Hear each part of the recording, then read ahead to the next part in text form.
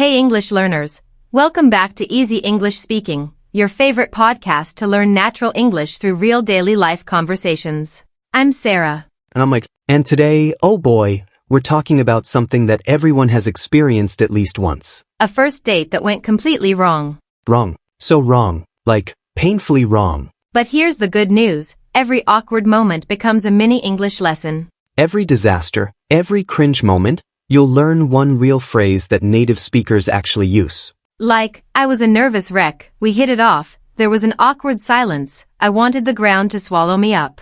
And we'll give you a rescue line after each scene. One sentence you can use to save yourself in similar situations. Steal it. Practice it. Sound like a natural speaker. By the way, this is a B1, B2 level episode. So if you're intermediate, you're exactly where you need to be. And if you're a little below B1, don't stress. We'll keep everything clear, slow, and super practical so you can still follow along. Okay, quick thing before we dive in.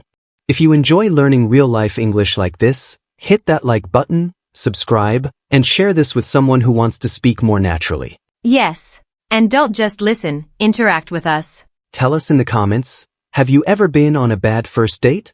Just type yes or no, and maybe one word to describe it. Like awkward, disaster, terrible, or if it was good, type amazing. We want to hear your stories. And stay with us because at the end, we're doing our word tour. Yes. Our word tour is where we collect all the best phrases from today, explain them simply, and give you ready-to-use examples. Like a highlight reel, but for your English vocabulary. And we'll finish with a tiny challenge so you can practice immediately. Sarah, be honest. Have you ever been on a truly bad first date? Oh, Mike. Let me tell you a story that still makes me want to hide under a blanket. Oh no.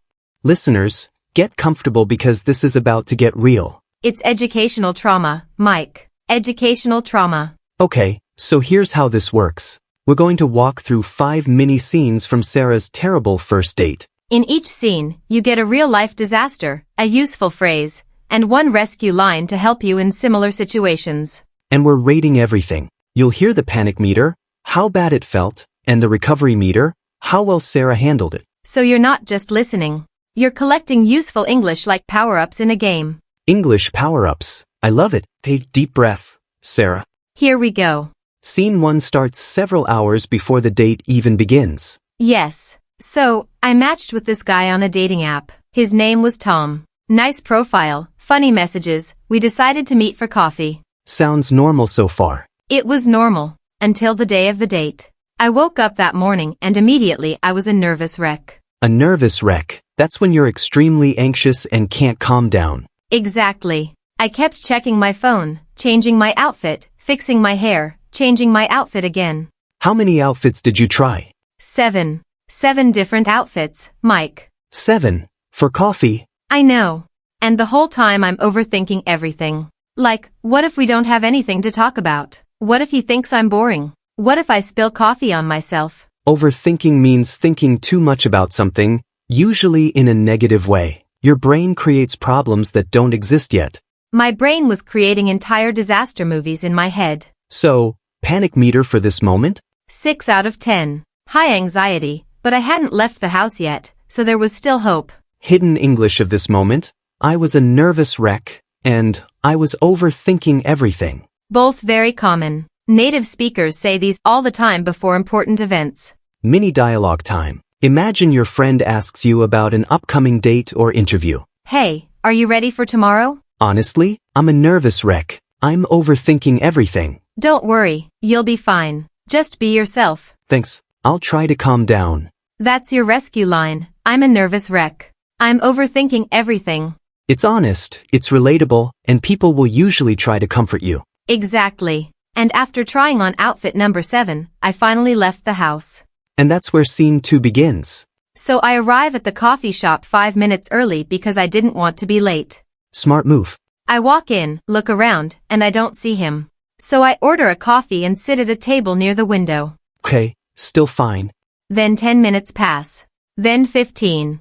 Then 20. Oh no, he was late? Very late. And I'm sitting there alone, checking my phone every 30 seconds, trying to look casual but feeling so awkward. That's the worst feeling. You don't know if you should stay, leave, or order another coffee. Exactly. And people around me kept looking at me like, is she okay? Is she being stood up?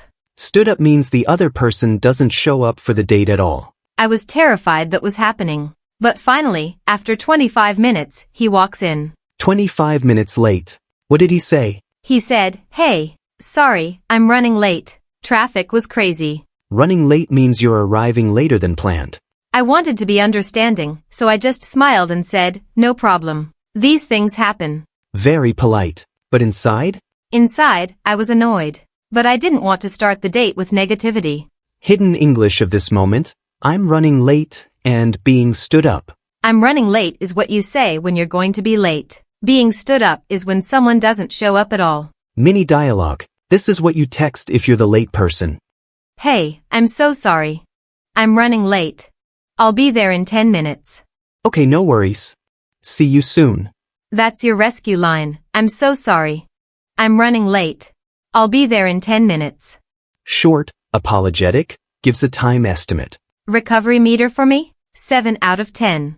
I stayed calm and polite even though I was annoyed. Good control. So he finally arrives. Now what? Now we get to scene 3, the conversation disaster. Okay, so Tom finally sits down. You both have your coffee. And then? And then, nothing. Nothing? There was this long, awkward silence. Awkward silence is when no one is talking and it feels uncomfortable. We both just sat there, smiling nervously, waiting for the other person to say something. Painful. So painful. Finally, I tried to break the ice. Break the ice means to start a conversation or make people feel more comfortable. I asked him, "So, how was your week?" Classic safe question. And he said, "Fine." Just fine? Just fine. One word. Then silence again. Oh no, he wasn't helping at all. Not at all. So I tried again. I asked about his hobbies, his job, his favorite movies. And every answer was super short. He was giving you nothing to work with. Nothing. And I started to feel like I was interviewing him, not having a conversation. That's exhausting. And awkward. Super awkward. At one point, there was another long silence and I just thought, I want the ground to swallow me up. Want the ground to swallow me up means you're so embarrassed you wish you could disappear. That was me. Sitting there, staring at my coffee, dying inside. Panic meter for this scene? 8 out of 10. The awkwardness was unbearable. Hidden English, awkward silence, break the ice, and I want the ground to swallow me up. All very common when talking about uncomfortable social situations. Mini dialogue. Imagine you're at a party with someone quiet. So, nice weather today, right? Yeah. I'm just trying to break the ice here. Oh, sorry. I'm just not great at small talk. That's your rescue line. I'm just trying to break the ice here. It's light, friendly, and gives the other person a hint to participate more. Recovery meter? 4 out of 10. I tried my best, but the conversation never really flowed. So the conversation is dying. What saved the date? Or did anything save it? Well, that brings us to scene 4, the coffee spill. So we're sitting there in painful silence, and I decide to take a sip of my coffee. Okay, simple enough. Except my hands were shaking a little because I was so nervous. Oh no. And as I'm lifting the cup to my mouth, my hand bumps the table and a splash. No. Yes. Coffee everywhere. All over the table, some on my jeans, and a few drops on his shirt. I immediately jumped up and said, "Oh my gosh, I'm so sorry. I'm such a klutz." Klutz means someone who is clumsy and often drops things or bumps into things. That's me. Professional klutz. What did he do? He was actually pretty nice about it. He grabbed some napkins and said, "Don't worry about it. Accidents happen." At least he was kind. Yeah, but I was mortified. That means extremely embarrassed. Your panic meter? 9 out of 10. I wanted to run out of that coffee shop and never return. But you stayed? I stayed. I cleaned up the mess, apologized again, and somehow we kept talking. Hidden English of this moment. I'm such a klutz, and I was mortified. Very useful for when you make embarrassing mistakes. Mini dialogue. Oh no. I just knocked over my drink. It's okay. Don't worry about it. I'm so sorry. I'm such a klutz sometimes. Seriously, it's fine. These things happen. That's your rescue line. I'm so sorry. I'm such a klutz sometimes. It's self-aware and humble. People usually forgive you quickly. Recovery meter? 6 out of 10. He was nice about it, but I was still dying inside. Okay, so the date is almost over. How did it end? That's scene 5, the goodbye. So you've survived the nervous preparation, the late arrival, the awkward silence, and the coffee spill. Barely survived. How did you say goodbye? Well, after the coffee disaster, we talked for maybe 10 more minutes. It was still awkward, but a little better. Did you click at all? Click means to connect well with someone, to feel comfortable together. Not really. We didn't click. There was no chemistry. Chemistry means that natural connection or attraction between two people. Zero chemistry. It felt like talking to a stranger on the bus. So how did you end it? I decided to be honest but polite. I said, well, I should probably get going. Thanks for meeting up. Classic polite exit. Exactly. Then we did that awkward thing where we both stood up and didn't know if we should hug, shake hands, or just wave. The goodbye dance. I went for a small wave and said, take care. Safe choice. We both walked away, and I knew immediately, we're never seeing each other again. Did he text you after? Nope. And I didn't text him either. It was a mutual understanding. Mutual understanding means both people silently agree on something without saying it. We both knew it wasn't going to work. Hidden English. We didn't click. No chemistry. And mutual understanding. All very common when talking about dating or friendships. Mini dialogue. So, how was the date? Honestly, we didn't click. There was no chemistry. Ah, that's too bad. But at least you tried. We had a mutual understanding that it wasn't going to work. That's your rescue line. We didn't click. There was no chemistry. Honest, mature, and very natural. Final panic meter for the goodbye? 5 out of 10. Awkward, but I handled it. And recovery meter? 8 out of 10. I was polite, clear, and I didn't make it worse. And that's the lesson. Even when a date goes wrong, you can still use good English and good manners to get through it. Exactly. And now, let's help you remember all these useful phrases. It's time for our word tour. Okay, let's go through the key words and phrases from this terrible first date. One by one, with simple explanations and examples you can use. First, nervous wreck. Nervous wreck means extremely anxious and unable to calm down. Example, before the exam, I was a complete nervous wreck. Next, overthinking. Overthinking means thinking too much about something, usually in a negative way. Example, stop overthinking it. Just send the message. Next, running late. Running late means you're arriving later than planned. Example, sorry, I'm running late. I'll be there in 5 minutes. Next, stood up. Being stood up means the other person doesn't show up for a date or meeting. Example, I waited for an hour, but he never came. I was stood up.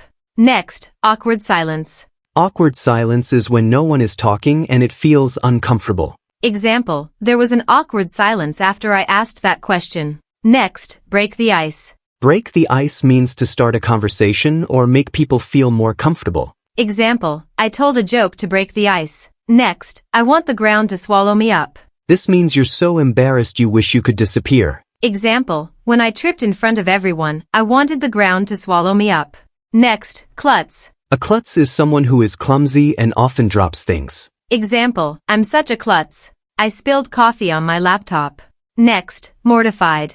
Mortified means extremely embarrassed. Example, I was mortified when I called my teacher mom. Next, click. To click with someone means to connect well and feel comfortable together. Example, we clicked immediately and talked for hours. Next, chemistry. Chemistry is that natural connection or attraction between people. Example, we went on a date, but there was no chemistry. Last, mutual understanding. A mutual understanding is when both people silently agree on something. Example, we had a mutual understanding that we were just friends. Now let's look at some full phrases you can use. I'm a nervous wreck. I'm overthinking everything. Meaning, I'm very anxious and thinking too much. Example, before my presentation, I'm a nervous wreck. I'm overthinking everything. I'm running late. I'll be there in 10 minutes. Meaning, I'm delayed but I'm coming soon.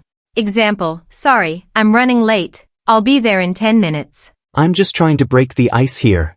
Meaning, I'm trying to start a comfortable conversation. Example, I'm just trying to break the ice here. Tell me about yourself. I'm such a klutz sometimes. Meaning, I'm clumsy and make silly mistakes. Example, I dropped my phone again. I'm such a klutz sometimes.